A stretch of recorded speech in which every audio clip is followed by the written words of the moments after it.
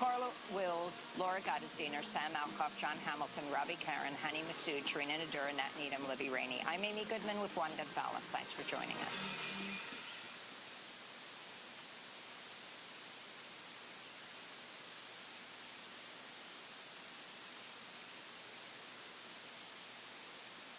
Democracy Now! Is underwritten by the French Broad Food Co-op, a grocery store focusing more on people than profit by providing living wages, supporting local farmers, and being community-owned. Citizens have a voice in how the co-op functions. Everyone can shop, and anyone can join. I don't need your photograph to keep by my bed. Your picture is always in my head. I don't need your portrait, dear, to call you to mind for sleeping. Listening to the new WPVM LP in Asheville, North Carolina, 103.7 on the dial, and globally at WPVMFM.org. You're listening to the new WPVM LP, Asheville, North Carolina, 103.7 on your dial, globally at WPVMFM.org.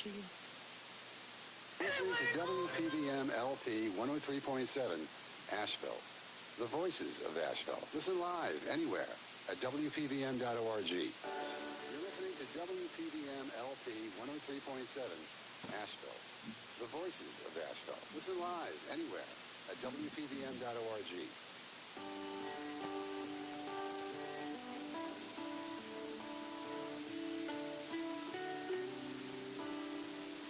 Good morning.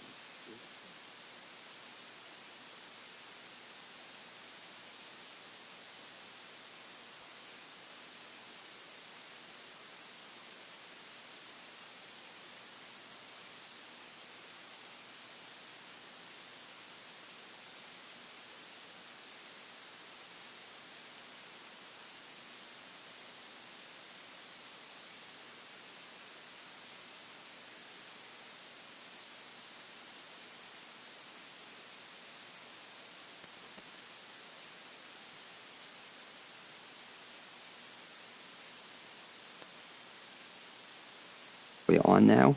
Great. Okay, folks, you can now hear us, I believe, and you're now listening to the BLAINESWORLD Show each Wednesday here in the new WPVM LP in Asheville, North Carolina. You can also listen online at www.wpvmfm.org. I'm your host, Blaine Greenfield, and each week we focus on the Asheville theater scene, as well as positive news and information about people and organizations in the Asheville area. And toward that end, it's my pleasure to introduce my first two guests, and they are Rodney Smith and Jason Phillips. Welcome aboard, guys. Good morning. Thanks for having us. And what we're going to be talking about is a play, among other things, that Rodney has not only written but also directed, Full Tilt Boogie at the Big Bang Diner. And I have to tell you, Rodney, I love that title. Mm-hmm. And I guess my first question is, how did you come up with the title for that show? I wanted to call it Full Tilt Boogie because I love that name. But that name by itself is the title of a documentary by that was for a film called From Dusk Till Dawn by Quentin Tarantino. And I kind of felt like I didn't want to leave that name by itself, and I went back and forth with Carrie Kimball-Kimsey, who's also in this show, and we were just sort of playing around with titles, and that's what we came up with. So just fun and meaningless, but we thought it was catchy and memorable. But I love also, though, the fact not only the Full Tilt Boogie, but also the Big Bang Diner. Mm-hmm. And you and I, we've talked about this, so we're big fans of diners, having grown up in New York. Long Island, yeah. And I don't know if you know about it, Jason, but it doesn't count in Asheville. They don't have diners, you know. They call them diners, but they're not diners because they're not open 24 hours a day. Right. You can't get breakfast 24/7. Right. They don't have 16-page menus. Yeah, you can get literally any type of food in a Long Island Greek diner. Yeah. But your diner, the Big Bang Diner, a thing I also loved about it in the play was the setting for it and the art in it. What was the story behind that? Well, this whole play is sort of a love letter to pop culture and geek fandom. So the setting is it's sort of a themed diner. It's a geek themed diner. So we pretty much put up the walls to the set, and then it was entirely decorated by all of the people who are in the play. Put in their own particular geekdom. Some were posters, some were the things that are on the shelves. So just all of us nerds doing this show, and we effectively just decorated this plain set. And wouldn't that be a cool thing for a diner to actually do, or a place of business? Just bring in people's, whatever they want to put up on the wall, they put up. Yeah, it's a lot more personal that way. So we've actually had people offer to buy things right off the set, which I thought was entertaining. Well, it is interesting, or at the end of the show, like ACT does a costume thing, you could do a set thing. Yeah, well, the thing is it all belongs to each one of us individually, so. Yeah, we definitely want our stuff back. Well, and then, so Jason, let me ask you how you got involved in this whole production. I got really lucky, and Rodney actually caught me in complete works of Shakespeare this summer at Montfort, and then we talked after. I was soaking wet in the rain after the show, and he was like, "Would you be interested if I reached out to you?" And I was like, "You bet." And then in the fall, he was like, "Would you read my play?" I was like, "Oh yeah, you bet." And then I thought it was hilarious. Thank you. So I was like, "Yeah, I'm in. If you want me, I'm in." Well, one of the things that I love about some of the stuff Rodney directs is the casting is just about perfect. And your role in particular was just, in the beginning of the show, you're not in the beginning of the show, and I'm wondering, when's Jason going to appear? And then talk about even your appearance is kind of cool, how you first appear on the show. But don't give away too much. Yeah, but it's hard to do, right? I'm going to go with there's a supervillain trope of appearing when least expected. Yes. And where least expected. And we play on that. Mhm. Is that safe enough without think giving that's anything safe. away? Yeah. All right. And it really was. And all of a sudden, you're watching the show and you appear. And I like it, like you said, that your role was that it's just so you. You're just so the villain. Is that correct? Yes, although the people at work have been very kind and said, you don't seem like a villain, I don't buy it. The people at home, less so. Have they actually, the people at work have seen the play? I actually have a large group of people coming, I think, Friday this week. So Nice. Oh, I'm is that excited cool? about that. So, Nice. and my family came Friday night, so. Okay, and they're still speaking to you. Is They're that still correct? speaking to me, although my daughter does love calling it the Bing Bang Diner. Nice. How old is your daughter? She's 8. So Okay. it's not appropriate necessarily for 8-year-olds, just saying. Well, I was just going to ask Special you, dispensation for theater children. Yes. Yes. but it's not inappropriate per se. Is it? No, there's just language, and I Is think it? you hear that all over the place these days, unfortunately. I think so too. And I'd like to think that the couple of four-letter words we use really are put there for comedic effect. They're not anything vulgar, or they're almost ironic, actually. How do you feel about your family seeing you perform? Do you enjoy it?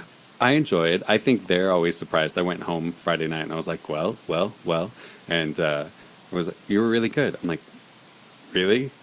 I'm a little insecure about it, and I think a lot of people think, oh, it's a critic or somebody is more important, but to me, it's having them enjoy it because it takes me away from home. No doubt. So I really want them to enjoy it and have a good time and appreciate what I'm doing there, so that I can keep doing it. Now, I don't know about the 8-year-old, but down the road, like it's in terms of rehearsing lines, do you have the family help you? Oh yeah. I mean, we actually modified one of the bad words while Daphne was helping me. She was like, I'm just gonna say "but" here. Is that okay? I'm like, yeah, you just say that there, and I'll keep going with my lines. Oh, is that cool? Did she have fun with it? Yeah, she really does. And I heard, I couldn't hear, but when I do appear on Friday night, somebody told me, they're like, yeah, you could hear it go, yay. Oh, really? Yeah. Oh, that's cool. But I could see Rodney talking about a great video. That would have been a great video to watch Jason with his daughter, rehearsing be fun. the show or something along those lines. I'm also amazed, more so in the Shakespeare play, about the amount of dialogue you had to remember in that one. That was a big show. Yeah, that was crazy. And it had been about 8 years since I'd done a show. So, Really? yeah, it I had didn't been know a that. long time. And I was like, I did not expect to get cast in this show. What am I doing here? I can't remember any of this. Yeah, I carried that script around with me everywhere I went. doubt. In the airport, I just looked like a crazy person, like walking back and forth, talking to myself all the time. And the show it's a crazy amount of dialogue you have to remember in that show. Rodney, when you write a play, let's talk about this one in particular. Okay. What's your thought process behind writing a play? First, I drink a lot of wine, and then there's peanut M&Ms, and then I wake up the next morning and there's a play. Yeah. I mean, but what's such a great story Thank you. is that you only, not only in general, but you only started doing this the last couple of years. Is that correct? Yeah, I've only been doing playwriting for about 5 years. Well, yeah, Table 6 was 5 years ago, so that was my first. Yeah. And what got you into writing plays?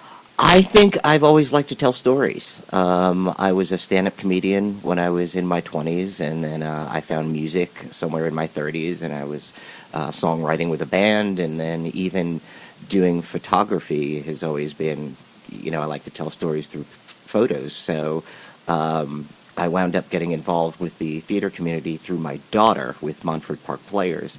And wound up with a small part, and then that turned in, I did another show with them where it was a larger part, and then I got involved with Magnetic and Different Strokes, and while I was at Different Strokes Performing Arts Collective, I decided I wanted to try my hand at writing a full-length play. That's where Table 6 started, and I got about a third through it. I wanted that to be a 3-act play, and about a third through it, the Fringe Festival approached Different Strokes and said, we would like you to do something, and Steph Hickling-Beckman said, well, Rodney's got this play, which at that time was an incomplete play, and basically I had 2 months to write it, and I took one of my stories from Table 6 and made a long one act, and it did very, very well, and then I was just sort of bitten by the bug, and then and I got to direct that play also, so I found I enjoyed being on the other side of theater, the writing and directing part of it, and have just been given a couple of wonderful opportunities to put some plays up. This one's my third, and so far, none of them have done too badly. So, I always ask directors, do you prefer directing or acting? I prefer directing and writing than acting. Yeah, I'm not ever saying I'm never going on stage again. I enjoy it very much, but I get so anxious about remembering lines. So I think that's why I like to write. It's my punishment, I can't remember lines, so I'm going to write a whole bunch of them for everybody else to remember. But I really like the storytelling part of theater, and I think that's where the writing and directing for me is a lot more fulfilling, because it's actually telling the story. And it's why I like to direct my own plays. I know it can appear as an arrogant statement, but really for me, it's just the completion of the vision. I had read an article with Woody Allen years ago, and that's why he directs all of his own work, is because he writes the play with this vision. He almost knows how it's being directed as he's writing it, and I kind of have that same style.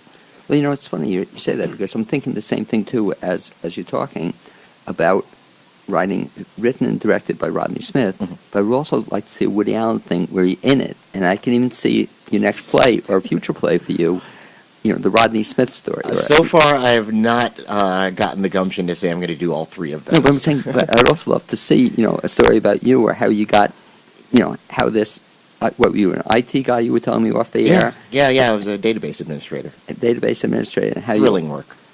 But how all of a sudden you became now this writer, director, theater guy. Interesting story. I guess. You'll have to write it, because you find it far more interesting than I do. And back to Jason, so that what got you into the theater business? You said in an earlier life you had been in theater. Yeah. When I was younger, I didn't want to be myself, actually. So theater was my outlet. When I hit college, I went, I'll either be an art major, which is very solitary, or a theater major, and that's what I did. And it really helped break me out of my shell and helped me become a different person all the time, which is really fun. So I did that in Austin and then in Chicago for a while, and took my break. But yeah, it was all about trying to be somebody else or experimenting with different personalities. So you'd done that when you were in college, and then you stepped away from it? I kept doing it as I could in Chicago while I was doing other day jobs. I wasn't a waiter for very long. I wasn't good at it. So I moved into IT too, and that becomes it becomes kind of a demanding career. But I did both for a long time, and then when we were getting ready to adopt our daughter, I was like, okay, I'll take a break till she's older. So once she hit second grade, I was like, all right, I'm back in. And for better or for worse, actually, I think she caught the bug too. She was in A Christmas Carol at Montfort this year. We did that together, which was fun. So she helps with my lines, and yeah, I just decided once she was old enough, I could be away from home a little bit. So. Okay, is that cool? And then also, you were telling me off the air that you're going to be in something else this coming year, and then you said you might take a break for a while? So I'm going to be in special needs at Magnetic in the fall, which I'm very excited about. Actually, it's a little bit less sort of crazy character work and more real human being work, which I mean, this isn't the show you're in. It's not real. It's really me at the core of my being, but most people don't get to see that every day. Me wanting to take over the world. So oh damn it, we gave away we didn't give away the whole play. I'm a villain, so that's typical what villains do. It's what I do. But a villain, unlike any other villain, I think you'll see. I hope so. I hope so. Very scary. Very scary. Yes. Very scary. That's me. So yeah, I'll be doing that, and then I have a big work project, so that's super exciting. A big IT project in January, so I'll probably take. Well, we won't talk about that. We won't talk about that. But so the other play you're in, I don't know much about it. I don't know anything about it. What's that about? It's about a family. Actually, oddly enough, I'm lucky because it's about a Jewish family in Evanston, and actually we'll be going to Chicago in a couple weeks to hang out with my friends, and I know those people. And so they have a special needs teenager who deals with the world in a very specific way, has sort of got some imaginary characters running around, which I'm very excited about because I get to ignore those things while on stage being a serious person. And it's how they get through having a special needs child who necessarily doesn't look like a special needs child. So, and I assume you're not going to be the teenager. No, oh, no. Okay. I mean, as much as I tried for that, I shaved and everything. But no, I'll be the dad. So I feel like that's my new era. It's the era of me being someone's dad, which I'm totally cool with. Okay, sounds like a great play, and it ties into Rodney. One of the things I love about Magnetic Theater is that almost all the stuff you do there is new. Is that true? Pretty much. It's almost exclusively. Every now and again, we've brought like the play that's about to come up after our show is The Witch's Quorum, which was actually staged by the Magnetic a few years back. That we're restaging, so that's not new, but it's still our original work or underproduced work, or whether it's new regionally or world premiere. Pretty much entirely new stuff. And of course, your show, that is a world premiere. Yeah. The first time it's been produced. This one was pretty much written for the Magnetic Theater. And talk about the next one. I'm not familiar with that one. You mentioned the Witch's Quorum? Yeah. I did not bone up on this one, and I will not have all so the names. So you're not involved in that? No. Okay. Not you're this just one. With the theater that you're involved in. Mm-hmm. Is that a drama, a comedy? It's sort of a dark, twisted comedy. I saw it. It was actually the first show that I saw at the Magnetic years ago when they put it on, and they are actually pretty much bringing back the same cast from the original as well. Which was Tracy Johnson Crum, Lucia Del Vecchio, Steph Hickman Beckman, I think Scott Fisher's in it. I'm not sure. Oh, Emma Heisey's going to be in it. Oh, great. Who's in our play as well. Yeah. And it's just sort of this twisted, dark story that involves Pocahontas and a lesbian romance, and it's a lot of fun. Talk about how you select plays to be produced, because you're involved in that, right? Well, to be fair, Andrew Gall is the interim artistic director, and he's the one who picks the main stage shows for the Magnetic. I, as associate producer, am responsible for booking a lot of the other things in, like the Super Happy Radio Hour, and we're going to be hosting an Attic Salt show this year, and Liquid Sirens is coming up, and I've been doing this series of stand-up comics. So as far as the main stage stuff, that's the artistic director's job. I'm bringing in all the other things. I think you're talking about the other things. I'm really excited that I'm now involved on the board with Attic Salt, and so we're really excited about the production you're bringing in there. And I think what also is fun about Magnetic Theater, first of all, it's just a great venue. I love it there. It really is. I mean, sight, you can see everything wherever you sit in the theater, a little small. How many seats in the theater? I think the official number of regular seats that we cabin there is around 85, but we do have we're fire rated enough where we have the leeway to put in another 20 seats or so if we need to. But I think it's really cool what you're doing now is not just doing the shows, as you mentioned. Mm-hmm. Talk a little bit about, for example, that show, the radio. The Super Happy Radio Hour? What's that all about? Oh my gosh, what is that all about? And this is a separate project that we actually started at 35 Below over at ACT about 3 years ago.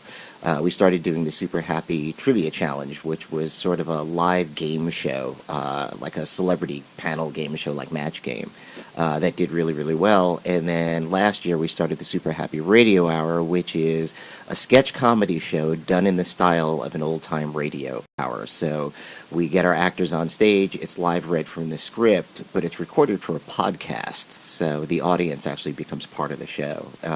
So that's Adam Arthur and Troy Burnett and myself. Jeff Catnese occasionally writes in for that, and it's a lot of amazing local talent. Just comes out and reads for this show, and we've been doing that for not quite a year. And something to look forward to. You mentioned that some of these podcasts now you're going to put on YouTube videos, or you're going to show Yeah, them? that's the goal for this year. Is we've videotaped all of them. They are available for podcasts. You can get them on any iTunes or any of your favorite podcast apps. But we are going to start producing videos from them this year as well.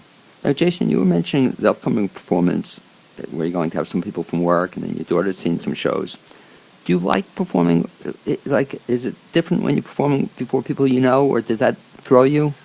I think it's always a little more nerve-wracking, you have a little bit more invested, especially if they're quiet. I actually come from a family of really quiet people, and so when I did my first couple of shows and it was like dead silence, like my dad would come and it would be dead silence, and I'd be like, this is the worst. Other people's families laugh at them when they're funny. Mine does not laugh ever. So there's a little bit more pressure when there's people but I'm always excited to have folks that I know. It's nice to be able to talk to people after the show. We'll talk about that, but before you talk even about after the show, when you're on stage, can you see the people who are in the audience? Well, in this show, I don't actually see anybody in the audience for a while, so it gives me a chance to sort of warm up. I think last year in Complete Works, when I actually worked the audience and was out there every night talking to people, it's fun because it's not necessarily me, but I did pick on my friends. Mm-hmm. I was sort of... There was somebody I actually promised I wouldn't mess with, and then they were in the wrong spot at the wrong time, and I was like, I am so sorry that I threatened to kill you, but I did it with love. Then it's okay, though. So it's actually, it seems like it's kind of fun for you when you're other people in the audience? Yeah, I think I think there's always a level of connection that you're looking for with an audience, why I love live theater, and then it's sort of added to when it's folks you know. How do you feel about afterward, about greeting people? And I've discussed this with actors. Do you enjoy it when people come up afterward? I never know what to say. So I have that very I tend to look down and smile and say thank you very much. So it makes me really nervous because I never quite know what to say. So because I'm super appreciative, but I never know how far to go or what to. I'm like, I have to pee. I've been waiting for an hour. Well, that's why they invented the words "thank you." Right, right. I guess. And it's sincere. But did you sometimes feel like the flight attendant on the plane when people are leaving? You're like, "Thank you for coming. Thank you. Yes, thank you. Next. Bye-bye. Bye bye. It's funny because Hendersonville, but I kind of like it. Community theater, and they do nice work down there. They're doing Guys and Dolls, and they actually have a reception line right after the show. People sneak. Like you in Magnetic Theater, you always know where people are coming out, but they actually, you have to pass everybody. And it's like you have to shake everybody's hand. Yeah, thank you. But I think it's kind of nice, though. It is. Well, and I did quite a bit of children's theater in Chicago, and it was always, that's an audience that you want to sit down with afterwards, because those kids will tell you whatever they thought. Well, it's right, Jason, because I've had that discussion with some actors, and some actors don't like it at all, but I contend that's how you develop an identity as a theater, as an actor. People look forward to seeing you, because now, in all seriousness, I kind of would look forward to seeing you. You did another show, didn't you do The Nerd? No, I did Bald Soprano at Heart. Bald Soprano, yeah, and I saw you at the Bald Soprano. And that was certainly a different role, too. Yes, yeah. Actually, that's what... I shouldn't say this. It talked my daughter out of seeing the importance of being earnest by saying, "Oh, it's like the Bald Soprano, only you'll understand it." And she was like, "No, I'm not going to that again." Oh, really? Because that's where I think I first saw you. Yeah. And Bald Soprano was a crazy kind of role. I loved doing it. I loved doing that show. But, she's 8, so it was hard to understand. I knew adults who thought it was hard to understand. It was very hard. I don't know if you saw the I didn't production, see it. but you were great in that. Oh, But thank you. that's a strange-ish play. Yes. Yeah. That's what I like about it. That's strange. Yeah. And, so what would you prefer? What do you prefer, comedy or drama? I like to go back and forth. I like a little of everything. At some point, I'll probably do a musical again at some point in the future. But I like to do everything because again, I think you said it earlier. There's always something new, and so that's what I enjoy. I was talking to Carrie backstage, and we were talking about how the other thing we like is a drama with some humor in it, because that's a fun thing to play. Because that's more like life. Yeah. Well, it's funny because I was writing up your play, and I like how you describe it, Rodney. What's the term you use for it? The short caption? You say it's a love letter to pop culture. something, or you have another line in it you use in A comedy of superheroic proportions. Yeah, I love that too. And so I'm writing it up, and most of the characters are very funny, if not really funny. But the one character, and she's excellent in it, the one who plays the psychologist. Yeah, Hannah Williams Beaver. Yeah. Great performer too. Yeah. But she was the only one I was writing up afterwards, and I would say afterwards on Facebook, I enjoyed your performance, her very funny. But hers wasn't per se funny. She was the only one who wasn't real funny, but...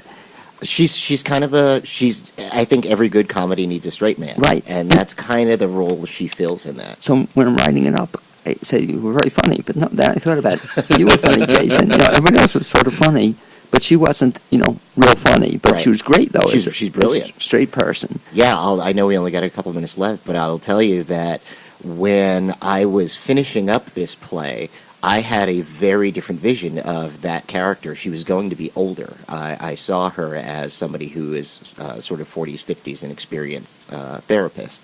And I was having problems writing that character, and I didn't feel she really served the show as well as she needed to. And then we did open auditions at Magnetic, and she came in, and just literally the way she was dressed, very, very professional. She looked like somebody. She did. And I had to read for the part, and I wound up completely rewriting her character, and then ultimately the second act of this play, simply because of her audition. And it brought it all together. I don't think the play would have worked as well without her. And I always joke that this play got saved by what she was wearing that day. When you write a play, do you sometimes think in your mind who would be good for casting it? Yeah. Actually, Carrie had been cast in this play once I decided it was going to be the superhero route. So, yeah, I write in people's voices even if I don't know that I'm going to get them for the play. Jason's character was always written in Steve Samuel's voice. That was the voice I heard in my head when I was writing it. Alfie Highworth was the voice in my head for the father. Neither one of them wound up playing the parts, but they are the ones who molded the parts. I could see both of them in the part. But one of the things I thought that I got a big kick out of in watching the play, and I think anything I've seen you produce, it's that way, is the cast hit it. Yeah. Everyone in the cast, I think I said it to you that night, wow, did these folks hit it? Yeah. They each were perfect in the role. Yeah. Yeah, I think, and I'm not the first to say this, that 70% of a director's job is to get the casting right. If you do that well, then the rest of it kind of falls into place, and that seems to be a talent I have. Talk about that, Rodney, too. Always in terms of a director, and I'll ask Jason as an actor, must be also one of the toughest jobs a director has in terms of turning down people, or people, like auditions. How many people showed up for audition ballpark? 15. We only had the one day, I think, yeah. So that's pretty tough. You had 12, 15, and Asheville has a lot of talent. Yeah, very much so. And to not choose half of them is probably a little tough. It is, but the beautiful thing about, I've been very fortunate to work in Asheville Theater for a while. I know I'll get my chance to work with them. It's tough to turn them down for a particular role, and sometimes I've even second-guessed myself. But at the end of the day, if I want to work with somebody, they're going to get the phone call that, please come to the audition, I want to work. Wanting to work with somebody is almost as important to me as how well they'll play the part. Because I think the relationship that we all have with each other is really what makes this play work. And the same question to you, Jason, in terms of an actor. I assume you've auditioned for some roles and didn't get them at times. Oh, yeah. It does happen. That must be tough as a performer sometimes. Yeah, I mean, I think the older I've gotten, the easier it's been to sort of think that through, which is, you don't look right, you don't sound right. No matter how good you are, you may not play well with others. If there's 4 people in line on stage and you look like the odd person out, you're not going to fit or necessarily go with the vision. So I think, as I've gotten older, it's been way less personal and more about, it's just, I wasn't the right person for that role at that time. Well, you mentioned the upcoming show you're doing. Are you going to have to shave for that one? You know what? I still have to talk to Katie. We had a whole haircut conversation to have and beard conversation. So we'll see how it goes. Because Jeff Messer tells the story. He was in $1 Million Quartet, which he was great in, and he had to shave for the first time in 11 years or something. Wow. So that threw him off. Right. Anyway, Rodney, if folks still want to know more information about some of the stuff you're doing, Sure. Magnetic Theater, Full Tilt Boogie is still running another weekend? Yeah, 2 weekends. This weekends, weekend great. and next weekend. Best bet And is to do what? you can find us on Facebook. We have an event. You can go to the Magnetic Theater's Facebook page, or you can get information on tickets and availability and other shows that we're doing at www.themagnetictheater.org. And theater spelled? The correct way. R-E, the correct way. I'd like to thank Rodney Smith and Jason Phillips, my guests, this first half hour on the BLAINESWORLD show. I'd also encourage people to see this show if you're in for something a little bit different but a lot of fun. I hope so. Thank you so much for having us on. Great job, guys. Thank you. Thank you. Okay, as Rodney and Jason are working their way out of the theater, let me just talk about some upcoming events in the Asheville area that sound kind of exciting. And one's an event called, if I can pronounce it right, Pechakucha Night. And that's a very interesting experience if you've never been to it, where people get up and make presentations of 6 minutes and 40 seconds each, and they're really fascinating presentations. That's going to be at the Grove House this Friday night, I believe, and its tickets are www.universe.com. In addition, the Friends of Buncombe County Library presents storyteller and producer David Joe Miller on Thursday evening, June 21st at 7 p.m. in the Lord Auditorium at the Pack Memorial Library, 67 Haywood Street in downtown Asheville. Doors will open at 6:30 and show will end by 7:50 p.m. Good show if you want to see a master storyteller, David Joe Miller. Perfect segue into introducing my second guest of the show today, and he is Aaron Wesley. Welcome, Aaron. Thanks, Blaine. Great to be here. Okay, and good to see you again, Aaron. Aaron, I should mention, is a communication specialist, internet marketer, and CEO of Activate Business Solutions based in Asheville, North Carolina, serving the Greater Carolinas and nationwide. He is a two-time award winner, most recently for Constant Contact Solution Provider of the Year in the Southeast. He has a BA in Communications from Arizona State University. Aaron and Activate have trained thousands of businesses, including me, several times, through seminars, webinars, and conferences, while delivering a full suite of custom internet marketing services and solutions for businesses and organizations of all shapes and sizes. And Aaron, the question I always ask my guests, and I'm particularly interested in your case because I don't think I've ever heard the story, is how did you get involved in this? Did you always know as a little 7-year-old, were you running around knowing you wanted to be an internet expert? Yeah, I can't deny it. As a kid, I remember imagining that the internet existed. Really? Wow. And that I wanted to work on it. And no, I can't quite take that much credit, but I was always curious. I think that's probably what led to it. I was always really curious, interested, and always asking questions, probably too many questions. And so I worked in the D.C. rat race for quite a while, and that really wasn't ringing my bell. And eventually started to get curious about the internet. I wanted to work for myself, probably not too hard to imagine. Everybody would love the idea of sitting at home working in their pajamas. So took a couple of years to figure out a few things, fell on my face for a while, and got some traction. And that was, now 11 years back. And, after I started doing that, I looked around and I realized, why am I sitting in Washington, D.C. in this tiny condo? And I ran for the hills of Asheville, North Carolina, and that's about 10 years ago now. And so you're actually in the Brevard area now. I am. I like to think I was driving so fast down the highway that I overshot it by a full hour, and we actually went past Brevard. We're all the way down near DuPont Forest. We're really back there in the Zen Garden. And so it's really cool. So you started this business, you mentioned to me off the air, 10 years ago. You were working with your wife at the time, or how'd that get? My wife was working in the rat race as well, and we pushed the ejector button on her career and got her working with animals, which is her passion, and that was 10 years ago as well. So we got down here to Brevard, and I was doing my thing, and this is kind of the funny transition into small business marketing. I convinced her, hey, why don't you have your own business? And after a while, she said, all right. And I'm sure all the husbands out there will appreciate how dumb I felt when I realized that meant I had to do most of everything else. So here I am, coming from Washington, D.C., in this business analyst role and service industry. And then all of a sudden I'm in this virtual industry where I'm really not actually meeting with anybody, but I'm doing a lot of business online. And then I'm in this town of 4,999 people, and I've just opened a small business brick and mortar, and I have no idea what I'm doing. So I had to bootstrap it, learn how to build a marketing campaign for a small business, how to get the word out, how to build a list, all of that. And, that's really how I started my company. I had questions about how to market, how businesses should spend their time and energy on the internet. As I began to solve those problems, I decided, there was a lot of people around Brevard and the greater Asheville and the Carolinas who were really confused about how to market on the internet. So I kind of reverse engineered my company out of what I was seeing in the marketplace, people that needed help, and that's how I started Activate. And that's one of the great things I think about internet marketing, that you can start a business without having a brick and mortar facility, and you can start it if you're smart about it.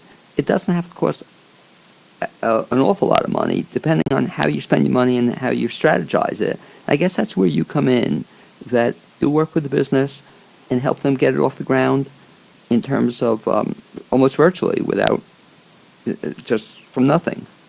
Absolutely. About a year into that process for me, Constant Contact was doing a lot of community trainings for Chambers of Commerce, SCORE, SBC. That's how I met you. And what that really focused and targeted on was small businesses, but it really wasn't just Brevard or Asheville. It was the whole Carolinas. And you're exactly right. There is a huge part of the small business pie of people that are imagining how they want their business to look. They aren't quite sure of the answers yet. They're ready to get started. They're ready to get moving. They want to get some traction. They want to get some attention. And they may not have a whole lot of money to invest, but they have a good idea, a great service, and they need to get the word out. And one of the things I so much enjoyed about the seminars I've attended with you is the response, and we'll talk about that tie-in in a second, by Constant Contact, I guess. But it wasn't pushing Constant Contact. It was such a good seminar. It was just general information, as opposed to have to use our product. And I thought that was very well done, that just giving information to people. And that's, I think, what you try to do. You just want to share information with them. Yeah. Just something I want to say quickly about Constant Contact. They won me over as a customer way back when I was trying to figure out really the best way to build an email marketing list for a small business. And over time, I attended enough of their events that I think they said, this guy's not allowed to come back anymore. And then they realized that I was a marketer and that I had done some marketing training seminars for people throughout the other states in the U.S. And they said, hey, we have one lady who, God bless her, she may be listening, Anissa Starnes out of Charlotte. They had one person running around the whole Carolinas doing all these trainings. And just a note about Constant Contact, they are the only company that I've ever heard of that when the world was going tech, they said, okay, we're a tech company, but we're going to go ahead and spend millions of dollars on free education to the community, which is exactly what you're describing. People will use your product. People will use your service if you give them value and education and help them understand the mindset of what they need to do. Everything else becomes a byproduct. Well, it's so funny you mentioned Constant Contact, and it's not a show about Constant Contact, but they follow the example of what I tell businesses should be about, and that's the idea, high touch, not high tech.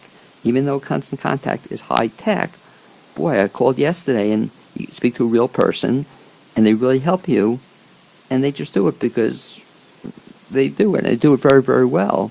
But they have that they have that contact with people, and I think you do that very well too. You know, that Thanks. Yeah. if you work with somebody, you're not just working with a company, but you're working with Aaron Means, and your job is to help them as however you can. Absolutely, and it's been a great partnership. You know, the partnership is a portion of the business. I go out anywhere from 1 to 3 times a month, somewhere in the Carolinas, often close to Asheville. I do these free trainings. I do public seminars, work with the chambers. And, you know, that's added value to my experience as a marketer, too, because you know what happens after every one of those seminars? About half the audience waits in line to tell me all their problems. And so I have this fun and unique perspective of getting to hear from quite literally thousands of businesses. What are the pain points? What are people telling them they should be doing? Where should they be spending their time, their energy, and their money? And I think I did the same thing too. I remember I went to your first seminar, and I'm taking copious notes, you know, just all sorts of notes, and then I waited afterward to speak to you, and we developed a relationship of sorts, and I'd write you back and always get a response. And it was very, very helpful, though, because you were just interested in helping me out, you know, and we talked about promoting seminars and SCORE seminars, and SCORE does them for free, open to the community, but just good information for people, and if they have the good information, they can use it better, I guess. Talk also, Aaron, about how the whole industry has changed. Even the last 10 years, you've seen some changes? Big time. How so? The landscape is always shifting on the internet, but I would say since 2010, everything has changed again. It's really come down to mobile devices. An internet marketing, email marketing seminar, social media marketing seminar in 2008, it was very basic. You know, it's very sort of what kind of content should you be putting out there. You send out your once a month monthly newsletter. You put your Facebook post on your Facebook page. 90% of your audience sees it. I don't think we knew what we had back then. Way back 10 years ago. But here's what it is now. It's frenetic. It's more frenetic than it's ever been because of mobile devices. You know, about 5 years ago, they totally took over. And now the average person is using their mobile device about 10 times a day. And they're checking things like their email inbox, a social media app, their text app, finding directions, Googling the name of a business or a map on how to get there. And they're doing this regularly. In fact, one of the things that has changed so much about even the topics that we cover in the seminars is how to talk to people in short bursts. And I would say this is the biggest takeaway I can offer any small businesses or nonprofits out there. You want your marketing to come down to small, powerful bursts that are easy to digest. People aren't going to sit and scroll through a long email. They're not going to take the time to read 5 paragraphs of a content on a blog. You want to have short, succinct, really impactful content. I know you even taught me some of those things. I do listen to you occasionally. But even in my blog, which is way too long, I know it is, but I did what you suggested. First of all, I have links now. Yeah. So if you don't want to read any section, you just go wherever you want to. Yeah. But it made it a lot easier for people. Exactly. The magazine-style approach. Right. And then you also taught me what you were saying, that sometimes I have a really long piece, and rather than put the whole piece in there, I just put 2 paragraphs of it, invite people to read more if they want, but they don't have to. And clearly you're doing quite a lot right because you have a 40% open rate on your newsletter, which is just phenomenal. It means the people that are wanting to hear from you are getting tons of value. So spot on. Well, talk about that, Aaron, too, about being very important about internet marketing, but you want to be able to measure results, okay? Yeah. And one of the things you can do with internet marketing, let's talk a little bit about email and some other ways as well, but if you design it right, you can measure your results. Is that correct? You absolutely can. And it can seem a little daunting. If you're a small business owner, then you're probably doing a lot of the stuff yourself. So it can seem a little daunting to say, I want to put time and energy and money into internet marketing, and then all of a sudden I have to add another layer on top of following up on all the analytics. But I promise you it's not as bad as you might think. For example, if you have a website set up on a WordPress platform, you can install a free app that will track all the visitors to your website in a month and give it to you in a short, simple, easy one-page report. No techie stuff. What are the most popular pages on my site? How long were people on the website? Where did they come from when they got to my site? Where did they go after? And you can do the exact same thing for social media. Facebook, Twitter, they all have analytics Now, it looks really scary the first few times Even you the look word, at it. analytics. Even the word is scary. Oh, my God. But, after you've looked at anything a few times, if you start to kind of shake the mystery out of it, it becomes a little bit easier. Facebook will tell you what kinds of posts that you're making are getting the most impact. Twitter will tell you. LinkedIn will tell you. And how important is it for a small business person to be looking at that information? I think it's really important because what I found is that small business owners have a deficit of two things, time and money. So if they're putting either or both of those resources in, then they need to be watching to see where are they getting a result. If you're trying a certain strategy with your content and you're getting tumbleweeds, you want to back up and you want to examine, maybe I need to get a little bit more for the time and energy that I'm putting in. If you're just throwing stuff at the wall and staying, running 100 miles a minute and not really looking back to see, are your emails getting opened? Are people clicking in your emails? Are they staying on your website more than 30 seconds? Are they going to your Facebook page and following? Then you're really blind, and it creates more mystery and more frustration. Well, I think it also affects your budgeting as well, because I think that the stat, which a lot of people don't pay attention to, is for every dollar you spend on advertising, ideally you should get 3 times results. And so I'll ask clients, Aaron, I'm amazed that you're putting money into print advertising, putting money into digital marketing, whatever. Are you getting any results on it?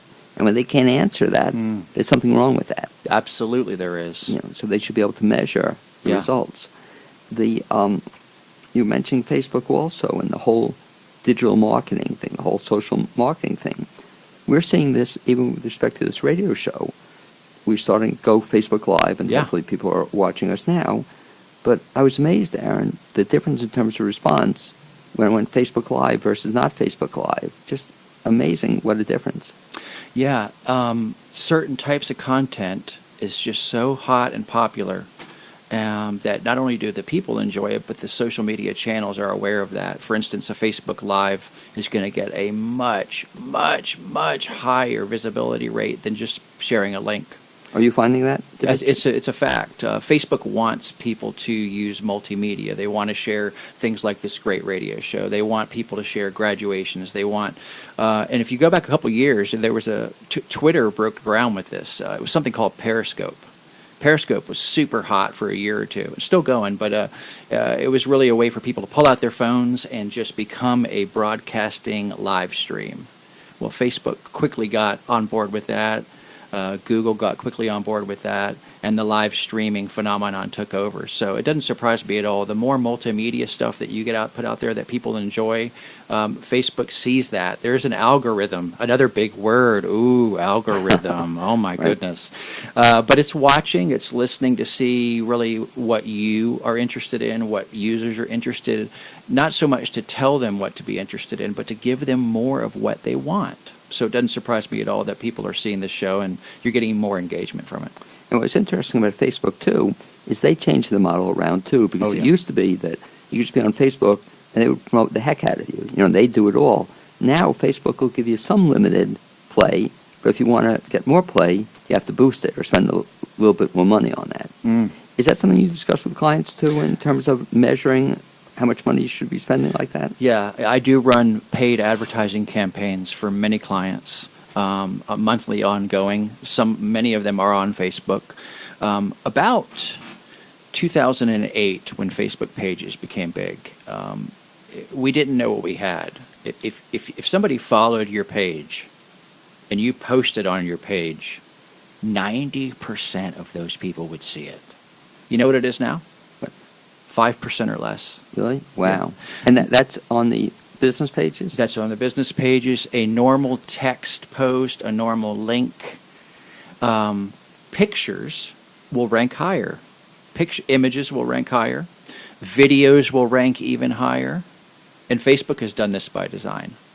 Live Facebook video happens to be the king.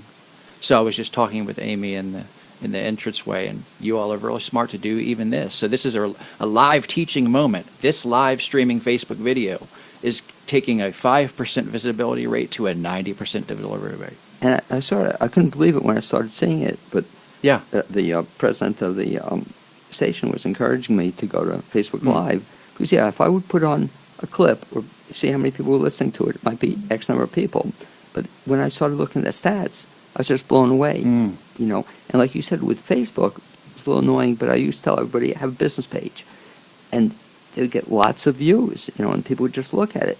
Now, as you said, unless you boost it or do something extra to it, you're going to get very little play on it. Yeah, for the most part, that's right. You know, I'm not going to sugarcoat anything. For the most part, the play that you get from social media organic is going to be really low. Now, they do have the algorithm is watching, so it knows that if certain people have liked your posts in the past, it's going to continue to show that to those people. It's not all doom and gloom, but what they've done is they've really kind of made it an uphill. You're pushing the boulder uphill a little bit. And it was no coincidence that when they announced the change in the algorithm in 2012, they said, well, we want to be really green, so we're going to not have 2 press conferences. So before everyone goes, we're going to also go ahead and announce this little thing called the ad platform. Facebook started out saying they would never have ads. Right, exactly. So, okay, that lasted 3 years, you know. So here we are, 2012, and they go, all right, so everybody, now your 90% visibility rate is going to be 3 to 5%. And at the same time, we also want you to know that you now can pay if you want. And everybody went, is this supposed to be like a party? What am I doing here? Well, you know, it's funny, you're mentioning Facebook. I always had a great idea for a business, and you sort of do this a little bit with your business, but the one thing Facebook is not good on is help. I think they're terrible on help. They have some help options, but I would even pay if I could call up somebody or work with somebody to help me with Facebook problems. And you do that sort of on your own as part of your business. But I think Facebook is missing the boat. You know, there's no help option. You know, it's almost impossible. You can it's tough. Videos and whatnot. Yeah. But it points out, again, I guess, the changing nature of digital, and that just when you think you have it, something else comes along. You know, you have it, and then Twitter comes along. You have it, Instagram comes along. The moving target. Yeah, it is. And next year when we have this discussion, there are going to be 27 more changes since this year. How do you keep up on top of all that stuff? Well, I subscribe to, you know, blogs, newsletters, podcasts. I subscribe to different outlets so that content is delivered to me, and I try to stay in a state of learning. I do want to say one of the myths that undermines a lot of small businesses is that this fear of I'm supposed to be doing something everyone else is doing and I have to catch up. And while that might be rooted in truth, you might want to stay aware, you might want to not miss the boat on good trends, and you might want to know how do I capitalize on this. At the same time, I think it's more true that businesses psych themselves out. Everybody that comes to my seminars, I ask, tell me what you got. You know, website, hands go up. Social media, we go through, 10 channels. Some people's hands are up through all 10. And I go look at them, and it says, Happy Easter 2014. And so... or even worse, I love it, under construction. Yeah, under construction. Yeah, I can't believe people still have that. Oh, totally, yeah. So, I think what you want to do is you want to cover your bases. You want to have a nice, clean website, if possible. You want to have one, can you believe it, one social media channel that you do pretty well for a while. And then what you want to do is graduate yourself. What people see is they see Facebook, Instagram, Twitter, LinkedIn, Pinterest. I mean, it goes on, and they go, well, I've got to sign up for all of these, and now I have to spin all these plates, and now I'm 7 times more stressed out because I've added 7 channels. And then we procrastinate, and we feel overwhelmed, and we see all these internet stories about everybody else who's winning online, and why can't it be me? And we suck ourselves out. So I always teach people, look, build your email list. It's how you're going to stay in front of people. Have your website, have your quote-unquote house in order. Have a good website that's clean, easy to navigate.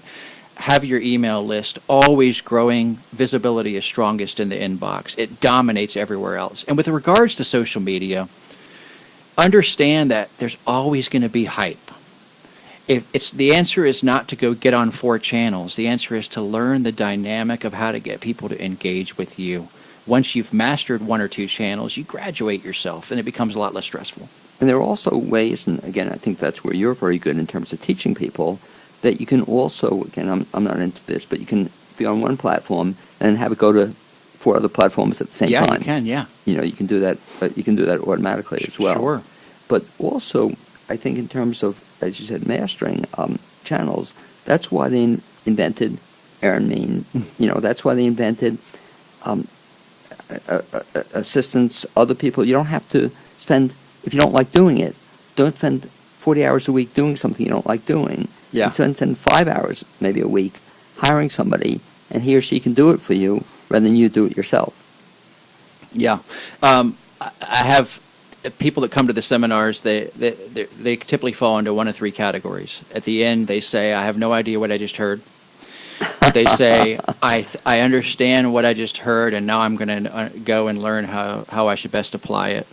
And then the third type says, I understood everything you said, and I'm very clear now, and I'm extra clear that I now don't want to do this. Great line. Any of those 3, I can assist. And they're all good. They're all good, But yeah. you raise a very good point in that people don't have to do it all themselves. And, That's right. and that sometimes, it's like, I guess I learned it years ago with working with an accountant. Could I do my own accounting? Yes. Mm-hmm. Do I want to? No. Is it easier for me to pay somebody to do my accounting, Mm-hmm. and they do a better job than I? And sometimes people don't realize that maybe spending a couple bucks on somebody who knows what they're doing is going to save you a lot of time and grief in the end. It is true. And, you know, at the end of the day, small business owners are always going to pay for services in either time or money. And so if you're paying in time or money, if you're putting in your time, then put the learning cap on and, you know, get rid of sort of the overwhelm of information. If you're willing to pay in money, then you'll get your time leverage back. And so it's one or the other. And sometimes it can feel daunting. You know, I've had a lot of small businesses come out and say, we don't really have the budget to have somebody who do our marketing for us, but we really want to get momentum. So at the end of the day, everyone just has to kind of look at what they've got. One thing I do is I do consults, you know, where I'll just look at people's stuff and just give them a 2-paragraph response and say, hey, you know, this is what you might want to consider. And I do enjoy that. It's not something I charge for. I'm happy to take a look at people's stuff and content and give feedback.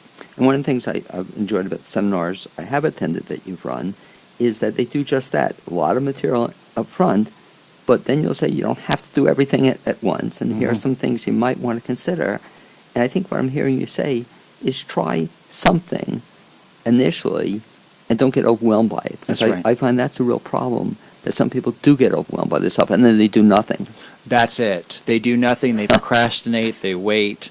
And one thing I really always laugh at is I'll go to certain business groups throughout the Carolinas, and a lot of people get excited, and they like the topic, and they go home to implement, and I come back 2 months later for the next topic in the series. The same people are there. Well, I've done that, yeah. Yeah, and they learn the next topic, and afterwards I go, how's it going with the first topic? And they go, you know, I'm fixing to get ready.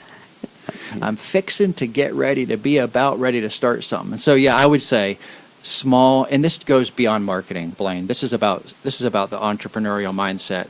Small, incremental steps. You know, avoid all the clutter, avoid all the noise. If you go online and you Google, am I doing okay on internet marketing, you're going to get 10 million salespeople trying to sell you software. So, you know, just think, are people reacting to what you're putting out there? It's not a techie question. Are people reacting to the blog you're posting? Are people reacting to your Facebook post? Are people opening your emails? Are they clicking on content in your emails? That's the answer to the question. And you're raising a good point, too, that it doesn't have to cost you an awful lot of money initially if you do it sort of, I think what I hear you saying is do it sequentially. You know, start small, do what you're doing. You gave a great example with the email marketing. Get that together, and then do the next step rather than do 17 things at once. That's exactly it. And here's what I would do. Here's the checklist. The whole internet comes down to 3 things. The whole internet is made up of either websites, social media channels, or email inboxes. You can't take anything from the internet and put it in front of me right now that won't be put into one of those 3 buckets. So what I always say is, hey, it doesn't matter how small or how big you are. You can get a drag-and-drop website builder for $20 a month. You can get an email marketing system for $20 a month. You can get a social media account for free. And from there, you're vested for $40 a month. And from there, you just test incrementally. And you give yourself permission to mess up a little bit and dial, I like to say, dial in the shot and start to see what are people going to respond to. It might surprise you. Aaron Means, if any of our listeners want to get in touch with you, best bet is what? You can go right to helpwithmarketing.com.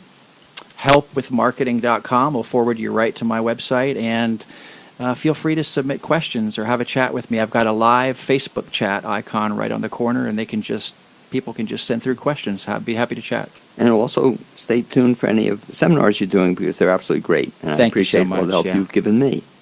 I'd like to thank my guests this week. The first half of the show was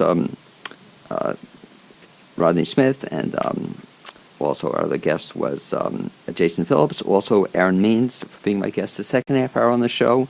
Also like to thank my producer, Amy Prisnash, Zuzu Welsh, who provided the music you heard at the beginning of the show, and you'll now be hearing at the end. Look forward to having you join me next Wednesday at 9 a.m. here on the new WPVM LP in Asheville, North Carolina.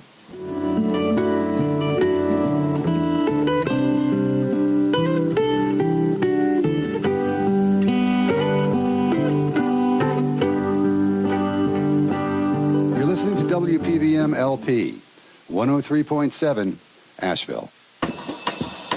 Dig this. The Beatles! Music is a whole thing, Murph. It's an